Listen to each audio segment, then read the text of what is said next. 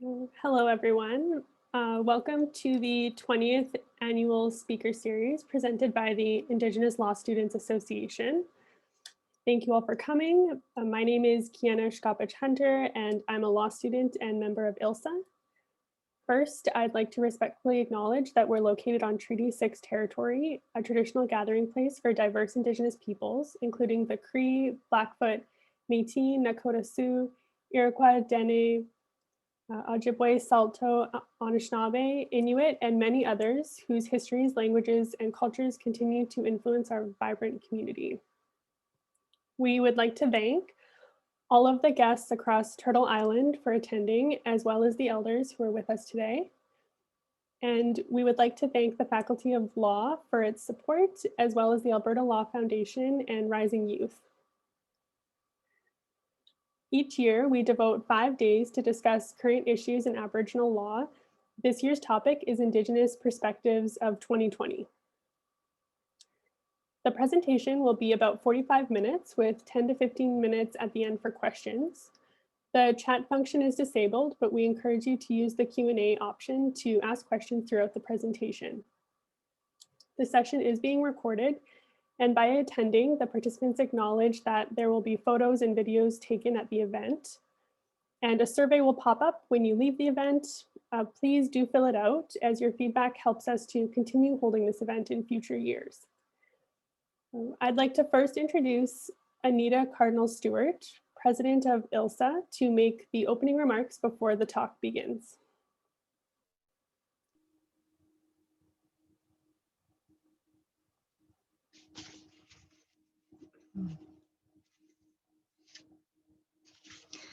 Tanse everyone, Mio Gisigao. Oh, I'm here. Tanse everyone, Mio Gisigao. It's a beautiful day. It's been a wonderful week filled with amazing speakers talking about very real and important issues facing Indigenous peoples this last year and the challenges that the pandemic has highlighted. You know, the speaker series was started 20 years ago by Indigenous law students at a time when there was even less diversity than there is today. And every year since has been an opportunity to advocate and bring awareness to important matters that affect Indigenous peoples to the forefront of conversations in the faculty and the broader community. This speaker series is the most well-attended speaker series at the faculty, and of that, we are very proud. To be able to remind everyone that we are here, we have a voice, we matter, and we are fighting every day in any way we can for Indigenous rights and to further equality and diversity in the legal community. We are optimistic, but we understand there's still a very long way to go still. So I would quickly like to thank the Speaker Series Committee, as well as their lead, led by Justin Hushwalt, in doing a phenomenal job in bringing this online and during a pandemic. I know the many hours and hard work that are needed to make this happen, and we are grateful for all the work that you've done. Today we have another exciting speaker and topic closing our week, so I won't hold you up any longer, and I'll pass it to Kiana. And again, thank you for joining us. And hopefully we see you back next year, and hopefully it'll be in person. So Kinasko Noala, thank you everyone.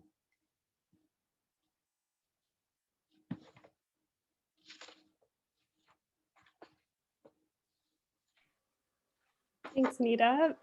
So our speaker today is Naiomi Metallic. Naiomi Metallic is from the Lisugwe Mi'qmaq and First Nation in the Gaspegawagi district of Mi'qmaq. She is an assistant professor at the Schulich School of Law at Dalhousie University, where she holds the Chancellor's Chair in Aboriginal Law and Policy. She holds a BA from Dalhousie, an LLB from Dalhousie, an LLL from the University of Ottawa, and an LLM from Osgoode, and is currently obtaining a PhD from the University of Alberta. She was also a law clerk to the Honorable Michelle Bastarache of the Supreme Court of Canada in 2006 to 2007. Naiomi still continues to practice law with Rochelle's LLP in Halifax, where she practiced for nearly a decade before joining the law school, primarily in the firm's Aboriginal law group. She has been named to the Best Lawyer in Canada list in Aboriginal law since 2015 and was chosen for Canadian Lawyers Magazine 2018 Top 25 Most Influential Lawyers in the area of human rights, advocacy, and criminal law. As a legal scholar, she is most interested in writing about how the law can be harnessed to promote the well-being and self-determination of Indigenous peoples in Canada. We warmly welcome you, Naiomi, and I invite you to take the floor. Great. Thank you so much. Walalioch, Deluzi, Naiomi Metallic, Delewid Listiguch, Weldasi Begisin Giskuk. I am very happy to join you today. I'm just getting my PowerPoint together here. And want to thank ILSA so much for this wonderful invitation. It was well over a month ago that I got the invitation to speak on this topic. And it just so happens the way things work that although it was very hot in the fall, it's been kind of cool, but it all heated back up again. So here we are, very timely, talking about Mi'qmaq moderate livelihood fishery and issues of Mi'qmaq governance around that. So I am pleased to take you through my presentation today. Seeing I've got a lot of lawyers and law students, it is going to be a bit of a law heavy focus. I tend to be somebody, I guess my two faults maybe, or maybe they're good things, is that I sometimes can be fairly doctrinal and probably overly comprehensive. And by having the amount of slides that I have, I'm probably doing that as usual, but I'll keep an eye on time and try to move things along. But I actually think on this specific issue, and this is a point that I really want to underline as we talk through it, usually I am somebody, when I teach Aboriginal law, I do rail against Section 35 doctrine that has been developed by our Supreme Court as insufficient, as too narrow, as not, respecting sufficiently our legal systems. But in this particular case, I actually think like a doctrinal analysis of this whole issue, just based on the Supreme Court of Canada case law, actually it clearly in our favor. And so this is the case I'm making today, not even reaching outside of the existing law, but just saying if we apply Canada's existing law, we get to a different result than what Canada is currently saying this week and has been saying and doing for the past 20 years. So my plan is first to review Marshall 1 and Marshall 2 decisions, then talk about what happened post-Marshall, the Marshall Response Initiative and Mi'qmaq frustration with it that developed over the years. And then I want to review developments regarding the right to self-government in Canadian law, as well as what the Section 35 doctrine says Canada's obligations are. With respect to moderate livelihood fisheries rights, treaty rights. And then also talk about Mi'qmaq law principles.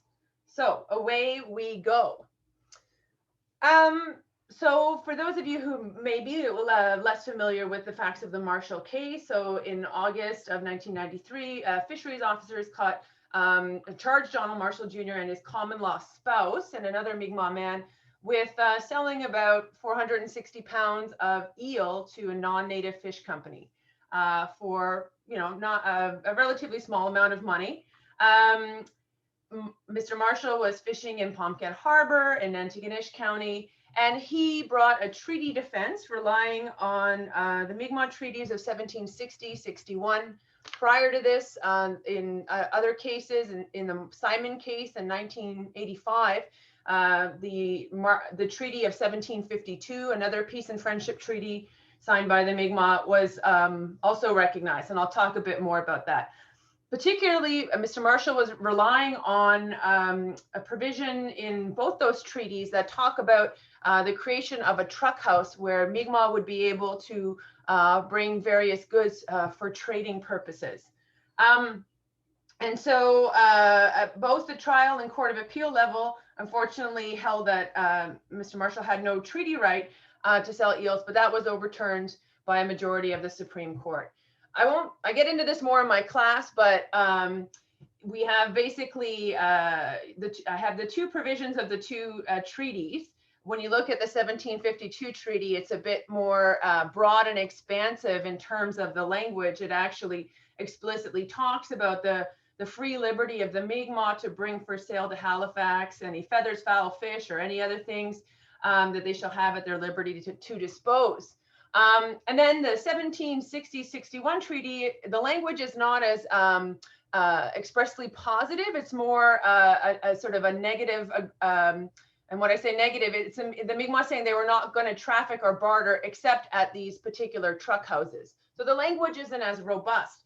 But what ended up happening in the case, because of arguments that the Nova Scotia Crown had been making ever since the first Simon decision, where the 1752 treaty was recognized, they had been arguing since, and even very recently had made arguments in the last 3 years with respect to the Alton gas, that the 1752 treaty was void for subsequent hostilities, a point that is very much contested, but an argument that somehow the treaty was essentially extinguished or no longer valid, because there were periods of time in the early relationship where the Mi'qmaq and the British relationship was on shaky grounds, which is why we continue to have peace and friendship treaties trying to solidify that relationship. Anyway, for a variety of reasons, and I'm happy to address it more if you're really interested in the question period, Marshall's lawyers decided to go with the 1760-61 treaty because there weren't similar arguments around it being invalid for subsequent hostilities. So effectively, the decision of the majority held that the 1760 treaty did affirm a right of the Mi'qmaq to continue to provide for their own sustenance by taking the products of their hunting, fishing, and other gathering activities and trading for what in 1760 was termed necessaries. They do say that this right was always subject to regulation, but we're going to unpack what that means in the context of Section 35 as we get into this. Yeah, so one of the issues, because of the language of the 1760 treaty not being as sort of robust as the 1752, was, do you just look at the words of the treaty itself, or do you look at the larger relationship, the negotiation process that occurred? Indeed, the court, relying on past principles from other treaty cases, said you don't just look at the four corners of the document. It would be unconscionable to ignore the oral terms. And they talked about how the court could rely on historical and the cultural context surrounding the conclusion of the treaty. Yes, and so yeah, the court held with respect to these sort of interpretive principles, the arrangement must be interpreted in a way which gives meaning and substance to the promises made by the Crown, and the interpretation adopted by the courts below left the Mi'qmaq with an empty shell of a treaty right, or treaty promise. In terms of what the court defined the right to include, they found that it was a right to access, to bring resources, to trade things at a truck house, but they expanded it beyond the truck house. It's a right to trade, but it also includes an implicit right to be able to hunt or fish or access those goods to be able to trade. And that was relying on some other treaty cases that had found implied rights along with a treaty right. So it includes the right to hunt and fish, to acquire, good, to trade. With respect to this, the court says it's a right to bring goods for necessaries. This is where we get the language that the court draws on of a moderate livelihood. The court doesn't give a ton of explanation, but does give a few points of guidance. It's more than a right to bare subsistence, although it's not the unadulterated accumulation of wealth, right? So it's somewhere between there. Beyond that, the court found acquitted Mr. Marshall, and in terms of the sort of looking at the justification, well, in fact, the Nova Scotia Crown hadn't expected that it would lose, the federal Crown hadn't expected it would lose, didn't really try to justify what it was doing. But Justice Binney, in his decision, gives us a lot of indications of how the current regime wouldn't have met the justification requirements. It found that the Fisheries Act and the regulations infringed the treaty right. They gave the minister an unstructured discretion, ability to give out licenses, but without in any way accommodating the Mi'qmaq treaty right. And so the indication was that in order to meet their obligations, they would need to do something along those lines. There's nothing in the Fisheries Act that accommodated the right. In future, the court suggested that the Badger justification test would apply. I'll unpack that in a bit. And yes, so Mr. Marshall was acquitted. Following this, of course, Mi'qmaq and Wolastoqiyik fishers begin pursuing a moderate livelihood across Atlantic Canada, which leads to conflicts, not dissimilar to what was seen this past fall on docks at different places in the Maritimes. Yeah, there were non-Aboriginal fishermen armed with rifles and shotguns at different wharves, and a coalition of non-Aboriginal fishermen called the West Nova Coalition file an application to the Supreme Court, effectively asking it for a rehearing of the matter, which the Supreme Court of Canada rejected. However, in saying no, they also issue a 49-paragraph decision sort of explaining perhaps, or there's this question about were they just restating what was said in the first decision or whether this was somehow revising parts of what were said in the first decision. Ultimately, what the court is doing in the second decision seems to be emphasizing the government's power to regulate treaty rights. But it doesn't really say anything different than the first decision. In my opinion, the first decision did talk about that it was a right that would be regulated. However, the regulation has to take place in the context of the court's decisions on justified infringement of Aboriginal and treaty rights. They also emphasized that it was a right with respect to fishing and wildlife, not with respect to other resources that would require further court decisions. Something that is controversial to Mi'qmaq is they suggested that the 1761 treaties were, there were some evidence from historians that, you know, these were signed by local Mi'qmaq in different districts of Mi'kma'ki, and that, you know, there wasn't just one big treaty. But the intent was, and the evidence is that they were similar treaties, and that's why we call them the 1760-61 treaties, were effectively signed across most of Mi'kma'ki. But anyway, the court sort of emphasized the sort of local nature of the treaties and said that the rights of the signatories were to their traditional territories in that regard. They also spoke to, and this will become important after, that you know, a person who is exercising a treaty right has to show that they're a member of one of the communities that signed the treaty. And they should be exercising that right with the authority of the local community. And so, yeah, put a pin in that, and we're going to come back to that issue. Again, they also emphasized that the treaty right protected the right to trade for necessaries and a moderate livelihood, and also emphasized the justification framework that the court has set out, including in Gladstone. I will get into that in a bit. All right. So let's talk about what happened after the second decision from the Supreme Court. So, you know, Mi'qmaq were, you know, and Wolastoqiyik were still seeking to exercise their treaty rights that were recognized. The federal government appointed a negotiator, and whose role it was to try to, you know, address the situation. But in doing so, the federal negotiators, when going out to the community, said, look, we just recognize that we have to do something now in the interim.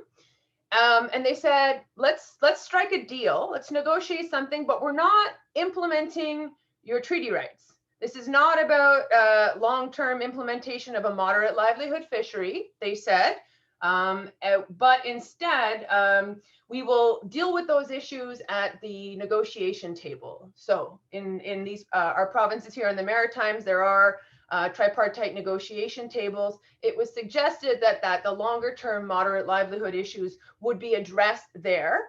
But what was being undertaken by this negotiator was something to be dealt with more on an interim basis. So what the government proposed to the communities was that using the communal commercial or communal licenses that were already available to Aboriginal communities under regulations under the Fisheries Act called the Aboriginal Communal Fisheries License Regulations, which had come about post-Sparrow, mostly being used for food fisheries, but in a few instances in BC had also been used, I believe, to regulate more commercial fisheries in communities. So this got harnessed, and the language of this legislation or these regulations or the Fisheries Act, nothing was changed. It just used this regulation to do this. They started issuing these to communities. They started buying back some licenses from non-Aboriginal fishers and sort of redistributing them to communities. They bought back boats and gears and provided these to communities as well as some funding dollars for training and capacity building.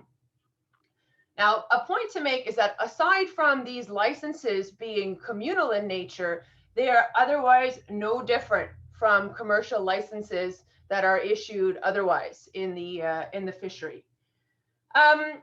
So essentially, over the course of 3 or 4 years, most of the Atlantic First Nations end up signing on to the agreement. As I said, they were told it was without prejudice to their treaty right.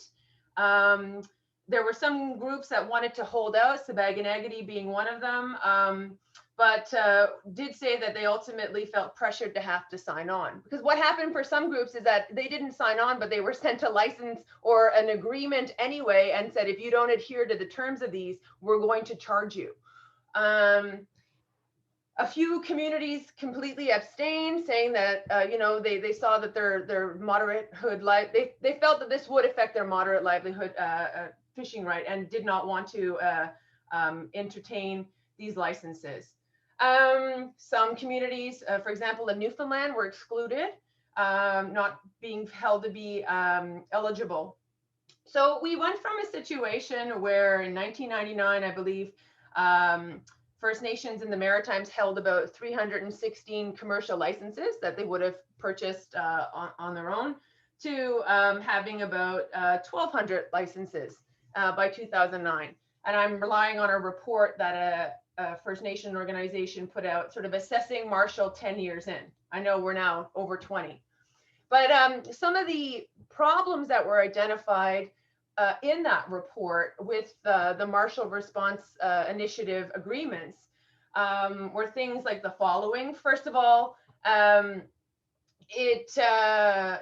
the licenses themselves, there were parts of it, they were difficult to use. They created difficulties in terms of fishing certain, they're sort of inflexible. I think my understanding of this, and that sometimes communities had access to certain species that were either, it was unfeasible for them to fish, and it was difficult to have sort of more flexible licenses. Another problem that was raised that after even just 10 years in, and the problem is larger now, there was significant growth in the population First Nations with no additional access to additional fishing licenses or resources or gear, right? And so that was found to be, a significant hindrance of being able to really exercise the right, or even just exercise fishing.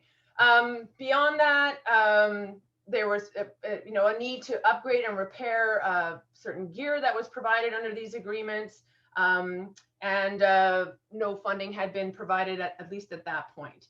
A more significant point was that the federal crown was treating the Migma and Wolastoqiyik really as, just another stakeholder in the commercial fishery, and not consulting with them with respect to decision making or accommodating them in the fisheries in any other way.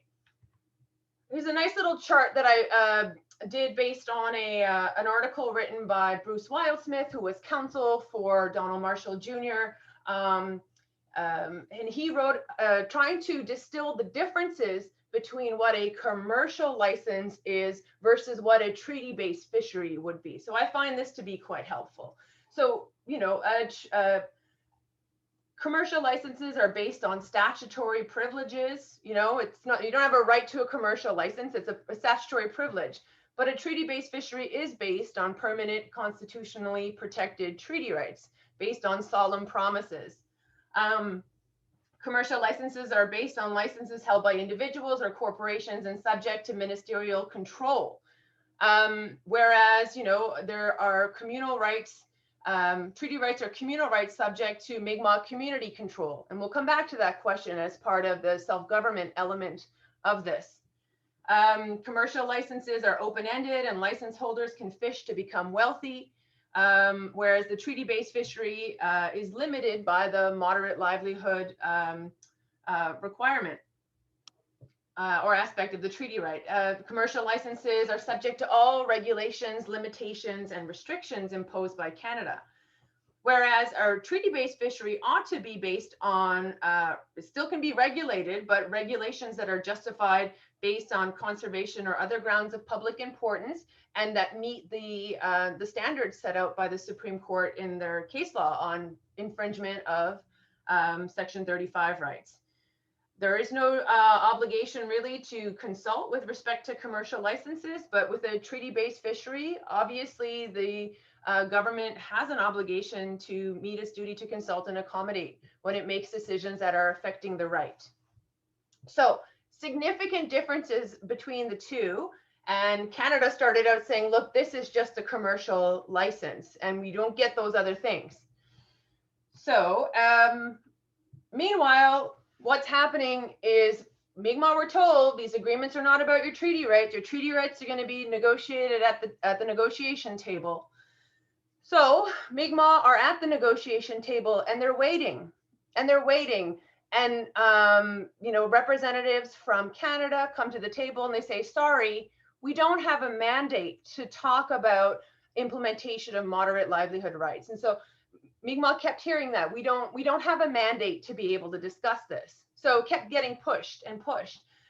So much so that in 2013, a number of Mi'qmaq chiefs from Nova Scotia had enough at that point and actually brought a claim in the Nova Scotia courts to say that Canada was not in good faith implementing what the Marshall decisions required of it. And nothing happening at the negotiation tables, and the current regime not reflecting a real moderate livelihood fisheries right. The effect of it was I was actually counsel in this, or co-counsel. Canada attempted at first to try to strike out the pleadings, but we hung on and amended the pleadings as the court required. And then after that, Canada said, okay, we'll see about getting a mandate. We're going to get a mandate and let's go back to the table. Why don't you put this aside and let's go back to the table? So, you know, that happened. And as part of this process, Canada was also playing a little like fast and loose about whether what had happened so far in the Marshall Response Initiative was an accommodation of the treaty right. They had explicitly said it wasn't, and the agreements say that as well. But they started in the proceedings to sort of say, no, what we did in the Marshall Response Initiative was accommodation of the treaty right. So moving on from that, obviously there's been ongoing issues in the last 7 years since that attempt to go to the courts, even though, you know, there was at some points talk of having a bit more of a broader mandate. This has consistently been an issue, and Mi'qmaq have not felt that what they're looking for is being offered to them at the negotiation table. And it's, you know, just been growing frustration with the failure of Canada to really address a moderate livelihood or the problems that had been identified with the Marshall Response Initiative. And more people want to be exercising their rights. When people do not act in accordance or fish in accordance with these Aboriginal communal fishing licenses, they are charged. You You know, there was an announcement by Canada in 2017 that it intended to, develop these rights reconciliation agreements. Most First Nations communities in the Maritimes did not think that this satisfactorily addressed what they're seeking, which is the implementation of their treaty right. Rather, what I understand is that it was felt that this was just an attempt to sort of throw money at the issue, but not address the larger sort of principled issues. And so we see in the fall of this year, all of this to kind of come to a head with Sibäganägädi First Nation and then other Mi'qmaq First Nations taking to the waters, exercising a moderate livelihood fishery under their own community management plans. So we'll come to those plans in a moment, but it's effectively Mi'qmaq saying enough is enough. You've had so much time to do something, you haven't. We're going to go out fishing using our own management plans to regulate our activity. And well, you know, you've been watching the media. I'm sure you know what happens next. So in light of all of these things, let's now turn to the question of, can Mi'qmaq manage moderate livelihood fisheries under their own plans? So this gets us to the question of self-government. And there are, different avenues to self-government. They're all, all face their own challenges. In Canada, we're not like the US, where the right to self-government receives far greater recognition. So anyway, this slide has 4. I'm not going to review all 4. Effectively, I'm going to talk about the avenues that are available under Section 35. So I'd say there's 2 ways, and there's one way that is relevant. The one way that isn't that relevant, and you probably all know about as lawyers and law students, is the Pamajwan route. So you know that in this case, the Supreme Court in 1996 held that if there is a right to self-government that is protected by Section 35, it has to be met using the same test to prove other Aboriginal rights, right? Which requires showing that a governance activity would be of central significance and integral to a culture of a community, and also show continuity between the pre-contact activity or governance activity and the current activity. A really difficult test to meet at the best of times, and has been criticized profoundly by legal scholars with respect to its application to self-government. So I'm not proposing that that's the avenue that we're looking at. Pamajwan has a ton of problems, but there has also been developments in the law in last several years where there is a different avenue available, right? Some people have called this the incidental to another Section 35 right. So this is based on the idea that all Section 35 rights are collective. That's a given. The Supreme Court has said that over and over. But with the right being communal, it means that there has to be a governance right associated with it. Otherwise, how are decisions made by the collective about how to exercise a right? So there's an implicit governance or management right in any Section 35 right.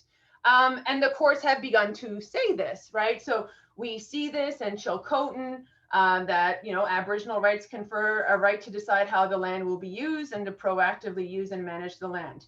In Sapir and Pulches, which was from the Maritimes as well, with respect to harvesting wood for domestic use, the court described the right as communal, and it cannot be exercised by any member of the community independently of the Aboriginal society it is meant to preserve. In a case from the New Brunswick Court of Appeal in 2007, sort of relying on this case law, the court explicitly acknowledged that there is this included right. And they say the nature of communal rights mandates that communities regulate or authorize appropriate exercise of these rights by its individual members. And even the comment in Marshall 2 from the Supreme Court, I think, is in this vein as well. So we saw earlier that the court said the moderate livelihood right has to be exercised by the authority of the local community. So again, this is, I think, very clearly implying that the community has a right to manage their treaty right. So there is that issue, and we'll come back to that. That Mi'qmaq have the right, and Wolastoqiyik have the right to be able to manage their moderate livelihood fisheries rights. So let's keep that in mind, and then ask the next question: what are Canada's obligations in light of this being a recognized Section 35 right? I mentioned earlier that the court talks about regulation. And I think a lot of Canadians, perhaps they hear regulation and they think it just means the government can do whatever it wants, but it can't. It has to follow the frameworks that have been set out by the Supreme Court around justification of Section 35 rights. So if the Crown wants to justifiably infringe on treaty rights, it has to do two things. First of all, it has to show there is a valid objective. And in the context where we're talking about commercial rights, the valid objectives tend to be a little bit broader, and that's been criticized. But the valid objectives can be conserving and managing a natural resource. They can be preventing harm to the general populace or Aboriginal peoples, or where it's economic, there can concerns around economic and regional fairness and historical reliance upon a fishery can be relied upon. But it just can't be thrown out that this is our conservation or some other public purpose is the reason. There has to, the government can't just assert that an objective is met. It has to be backed up with evidence supporting reliance on that objective. And in a case called Powley from 2004, the Ontario government tried to say that they didn't allow Métis to hunt moose because there was conservation concerns, but they didn't show that. They just asserted that, and the court said, no, that's not going to fly. You got to establish that there's some basis upon which you're, relying on just infringing these rights.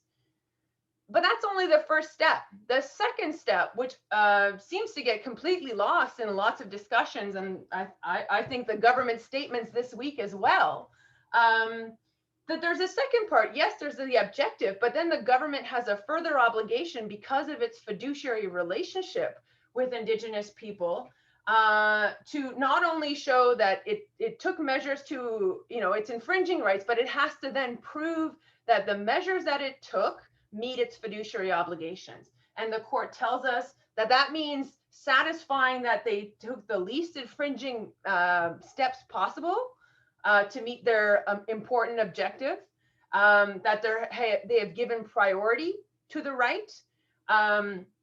In this case, where it's commercial, they don't have to show that they've given it exclusive priority, but given the importance of the right, they do have to show that they have given it priority over other users of the fishery. They also mentioned this earlier, have to show that, where the government is relying on an unstructured licensing regime that doesn't show how it's accommodating the right, that's a problem. So they got to show that they put their mind to that. And importantly, they also have to show that the Aboriginal group has been consulted about, the measures that the government's going to rely on to infringe their rights. And you apply, I'll come back to that slide. If you apply that analysis to what happened in the past, or even at present, I'll come back to the government's obligations in the present, but I guess with respect to the present too, in terms of a valid obligation, objective, we hear people talking about conservation. However, biologists have come out from Dalhousie and other scientists suggesting there doesn't seem to be a case with respect to lobster for conservation, and the government, in making the statements that it has not pointed to any real supporting evidence, nor has it really relied on any evidence about the historic reliance on the fishery.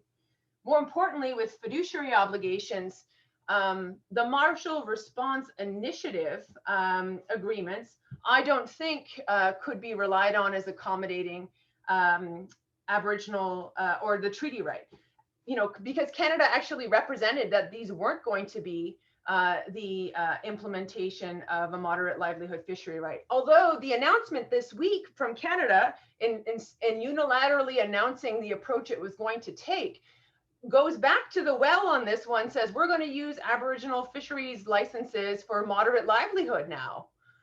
So I guess they want to start doing that. But I don't think that that's going to fly.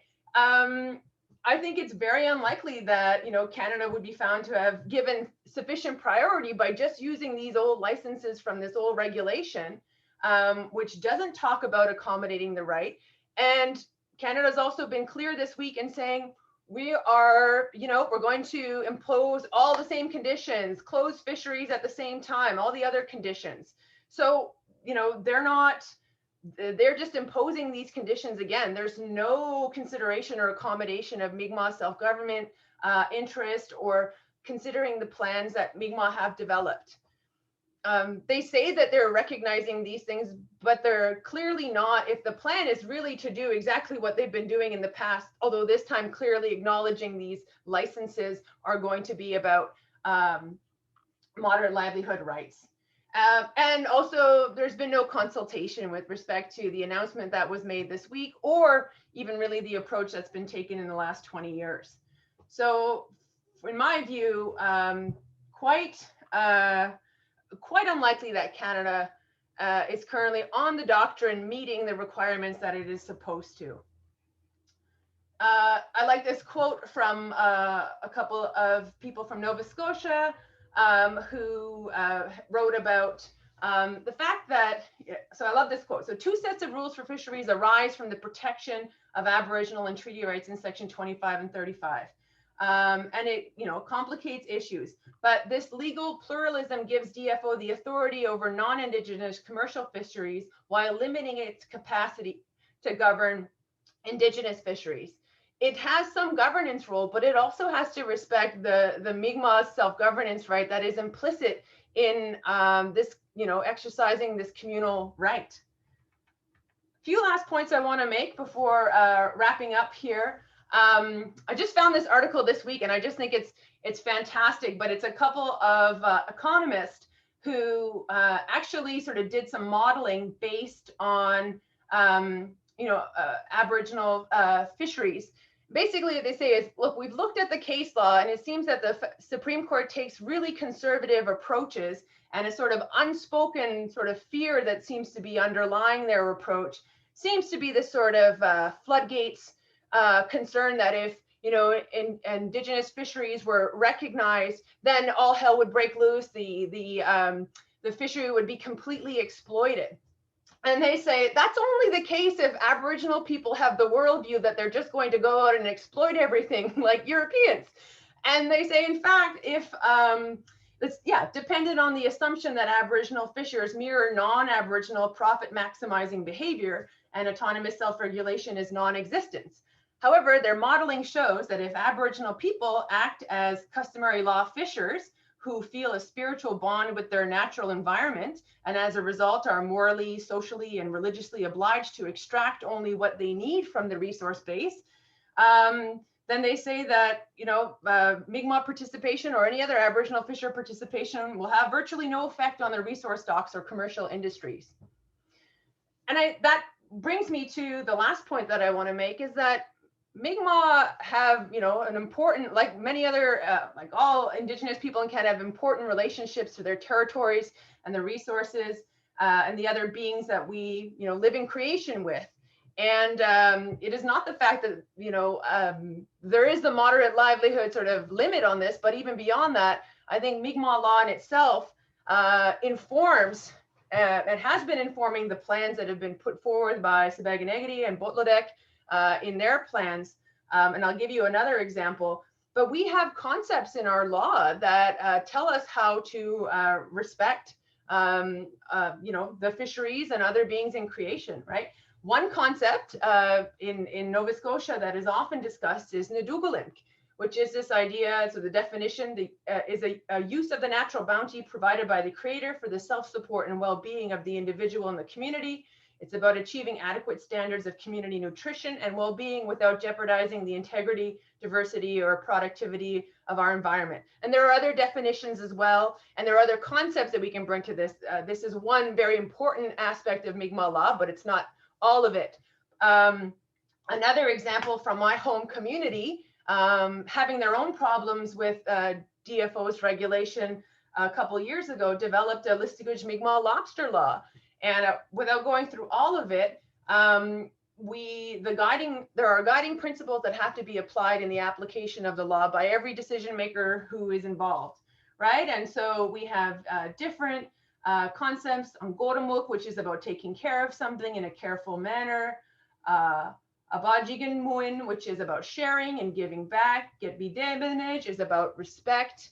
And Weltedemeg, agreement and thought. So clearly this was a thoughtful law that was put together with community consultation, including Mi'kmaq legal concepts informing the exercise of it. So that's to say that, you know, Mi'kmaq do have laws that will inform their self-governance of this.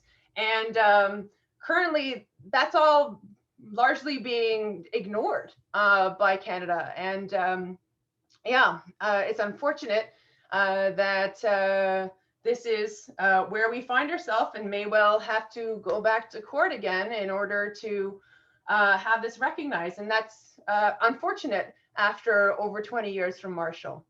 So that's my presentation. I will stop sharing my screen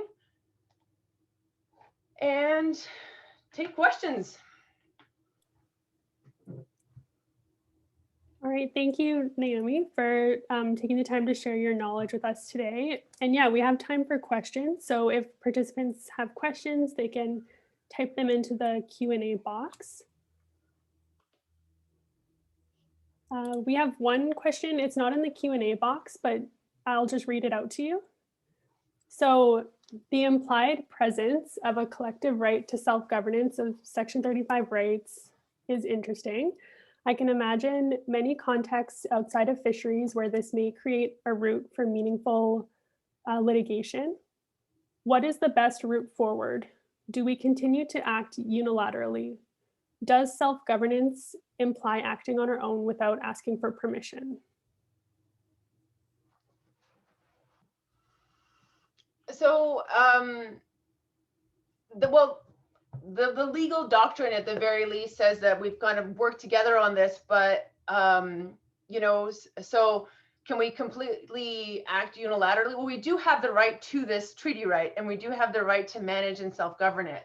Canada has obligations that it has to fulfill, and I think it would be best, I might not be answering your question exactly, but you know, we shouldn't have to be asking for permission after 20 some years to be able to exercise, you know, something that was recognized, a treaty right that was recognized 300 years ago plus, and having to be, you know, fighting so hard for this recognition. I think that absolutely is true, but it's like I say, just unfortunate and very disappointing that we're not any further ahead than we were in the past.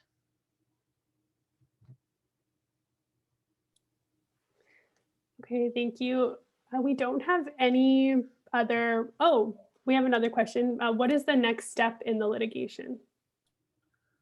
Well, currently there isn't any litigation ongoing. Oh, the one that was held in abeyance, well, that hasn't been revived. There is litigation going on in Nova Scotia, started by Sbaganagity against the province, because there's this other issue of the province not recognizing or not providing licenses, because to buy fish from people who sell fish, you need a provincial license. So there is some ongoing litigation there. But, and I think the belief up to this point was that Canada in good faith was going to be trying to work with us to resolve it in a good way.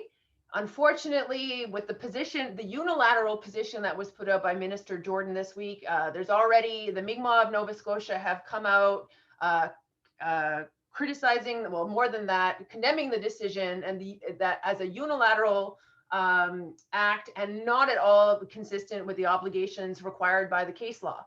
We see some senators who have come out and similarly criticized Canada.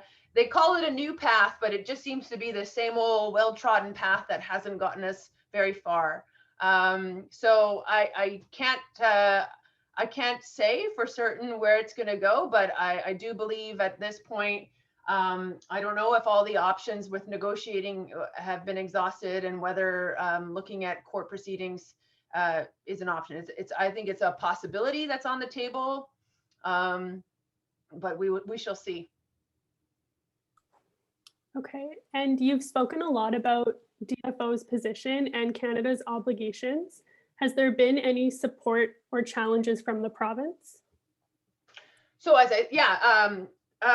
not support, and so there has been one lawsuit started to date against the province for failing to do its own obligations, right? Because although fisheries is federal, other aspects related to fisheries, like the sale of fish and the buying of fish in the province, is a provincial jurisdiction, and the province has its own obligations to meet those, and so far has refused to.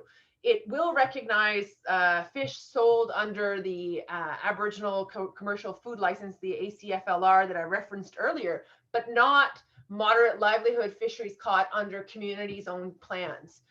So now that is being challenged as a failure of the province to accommodate Mi'qmaq rights. Because if you can't sell your fish that you've gotten under your fisheries, under your moderate livelihood fisheries right, it's effectively meaningless as well.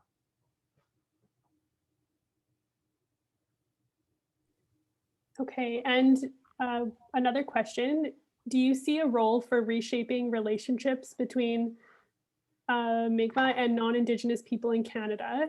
Do you think if the informal community relations change, it could impact the bigger picture? Yeah, I mean, I think that's often what motivates politicians in acting, is the sort of the public perception. Although I do think the public perception to a large extent has shifted in the last 20 years. It did seem to me in the fall that there was a lot of support from non-Indigenous people, especially when the violence and the burning of buildings and other damage was happening. There did seem to be an outpouring of people who just thought enough is enough and it's time to recognize Mi'kmaq treaty rights. But I think that more work can happen in that regard as well. It does seem that at least to me, that the federal government is really, I'm not saying that the views of the non-commercial fishermen or the commercial fishermen, non-Aboriginal commercial fishermen isn't important, but they're, it's different. It's a matter of like constitutionally protected rights. And I don't know if it's a matter of that we don't teach this enough to people in schools, but there is still a disconnect in terms of appreciation. I think we have made some ground in sensitizing people, but there's a lot more work to be done. And frankly, I find it unfortunate because many of the non-Aboriginal fishermen are Acadians. The Mi'kmaq and Acadian people have a special relationship. The Mi'kmaq supported the Acadians and even in fact hid Acadians in Mi'kmaq communities at the time of the deportation. Our communities have a history together, and Acadians have protected rights as well. People call them special rights, or with respect to Aboriginal rights, or when they're for a specific community, but they have protected linguistic rights as well, and those rights are important to them. And sometimes I just wish that when people were critiquing Mi'kmaq treaty rights, who are people who also have constitutionally protected rights, that they could make the analogy and see how the importance of having our rights respected is really integral to who we are and our own livelihood as well.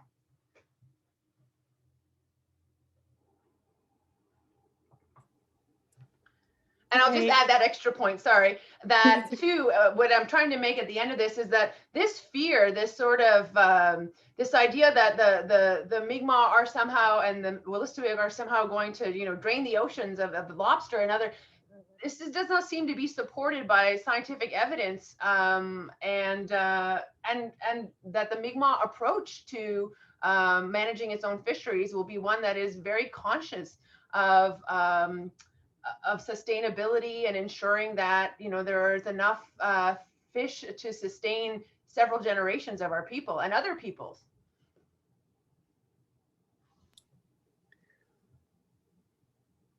Okay, and there's another question. How could we arrive at a reasonable livelihood number, or how could that be quantified?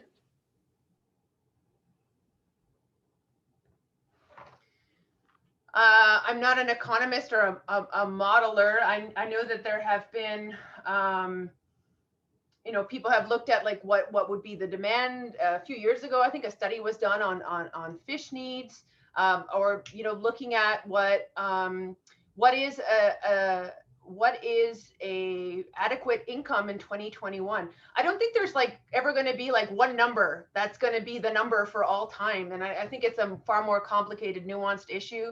I mean, in the Maritimes, and this is another area I've been involved with in my practice and in my research, you know, we have significantly high rates of unemployment and income assistance, and that is because of colonialism and being left out of several industries. So, you know, the idea, this really is for many people about, you know, being able to put food on the table and survive, and basic survival.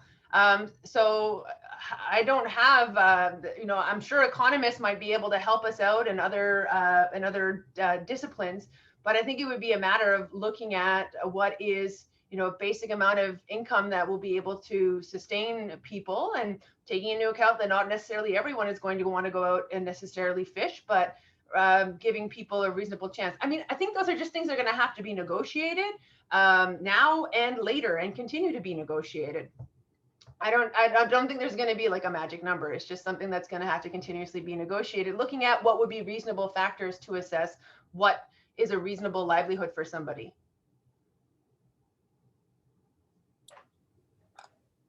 Okay, thank you. I don't know if we have any other questions. If anyone has any last minute questions, now would be the time to type it in.